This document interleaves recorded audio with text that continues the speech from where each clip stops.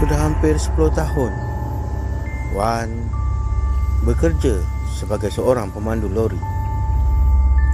Dan sejak itu berbagai pengalaman sudah Wan tempuhi. Termasuklah tentang kisah-kisah seram, misteri dan aneh. Apatah lagi ketika Wan harus memandu di dalam perjalanan yang jauh di waktu malam.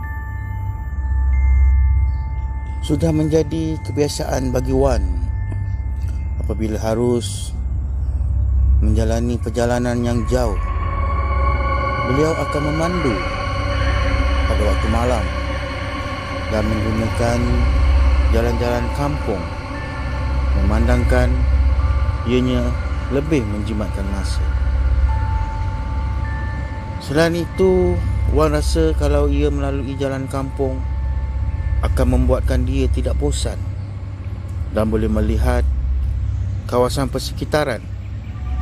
Selain mudah untuk membeli makanan, memandangkan di jalan-jalan kampung terdapat banyak kedai di tepi jalan.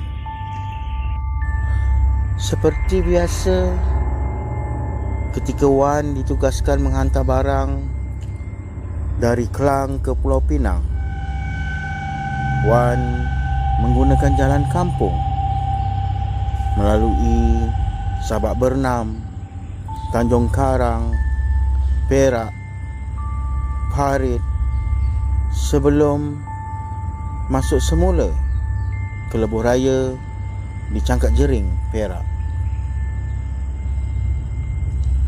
Ketika Wan melewati jalan Parit ke Manong, Wan merasakan perutnya lapar dan ternampak sebuah gerai tepi jalan. Ketika itu waktu malam, tapi belum tengah malam.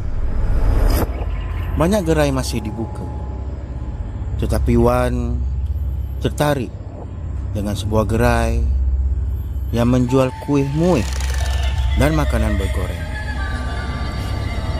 Wan membeli 2 bungkus mie goreng dan memberi RM50 kepada peniaga, memandangkan Wan tiada duit kecil.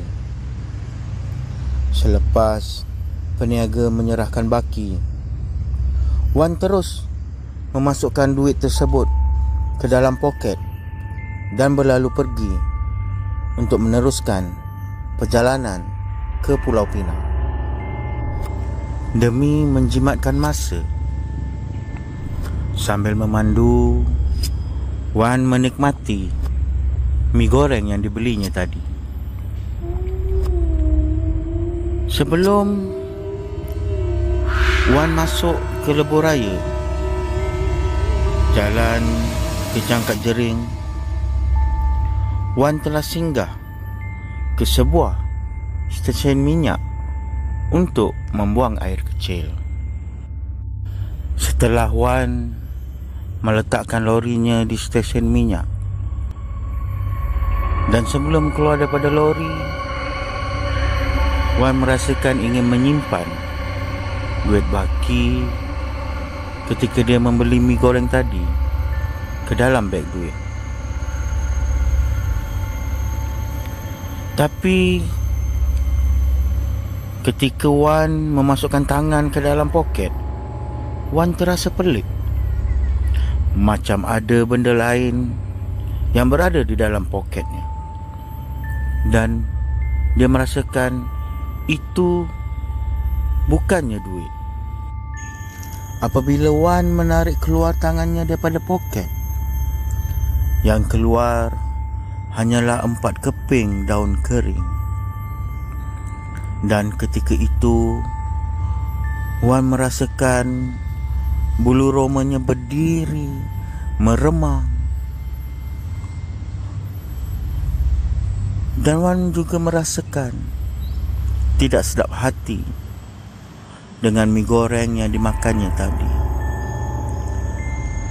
Lalu terus Wan membuka sebungkus lagi mie goreng yang dibelinya tadi.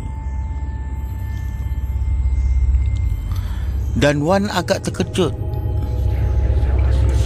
apabila Wan mendapati bungkusan itu tadi hanya mempunyai tanah liat dan bercampur cacing dan ulat. Setelah melihat satu lagi bungkusan mie goreng yang dibelinya tadi, Wan merasakan tekaknya loya apabila tahu apa yang dimakannya tadi bukanlah makanan, tetapi tanah yang bercampur dengan cacing dan ulat. Wan terus berlari ke tandas dan cuba memuntahkan kembali apa yang dimakannya tadi. Dengan menjolok-jolok anak tekaknya, bagai yang dijangka apa yang keluar seperti tanah dan ada benda yang bergerak-gerak. Meskipun Wan merasakan sedikit trauma dengan apa yang dilaluinya tadi, namun Wan tetap cekalkan diri untuk meneruskan perjalanan ke Pulau Pinang agar sampai tepat pada waktunya dan akan pulang ke Kelang pada keesokan harinya. Namun perasaan ingin tahu juga membuatkan Wan kembali menggunakan jalan kampung yang telah dilalui ketika dia membeli mie goreng pada malam tadi. Ketika dalam perjalanan pulang ke Kelang, dengan Wan merasakan harus melalui semula jalan-jalan kampung yang dilaluinya pada malam tadi. Dan ketika dia menghampiri ke kawasan kampung, ketika dia membeli mie goreng pada malam tadi, Wan amat terkejut apabila melihat gerai ataupun tapak kawasan ketika dia membeli mie goreng pada malam tadi. Itu adalah kawasan perkuburan Islam. Dengan rasa tidak puas hati, Wan pada waktu ketika itu, jam hanya menunjukkan pada jam pukul 3 petang. Wan singgah di beberapa gerai berhampiran di kawasan ketika dia membeli mie goreng pada malam tadi.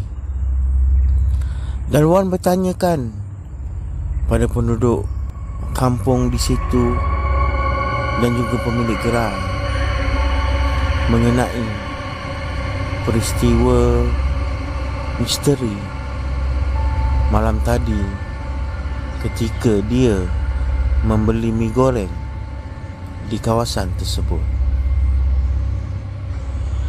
Menurut cerita daripada penduduk kampung dan pemilik gerai di kawasan berhampiran tersebut, mereka mengatakan bahawa Wan bukanlah satu-satunya orang yang telah melalui keadaan sebegitu, kerana sebelum ini banyak sudah driver-driver lori, pemandu-pemandu bas ataupun pemandu persendirian yang melalui kawasan ini terlibat dengan keadaan yang sama. Begitulah kisahnya Wan, seorang pemandu lori, di waktu malam membeli makanan di tepi jalan.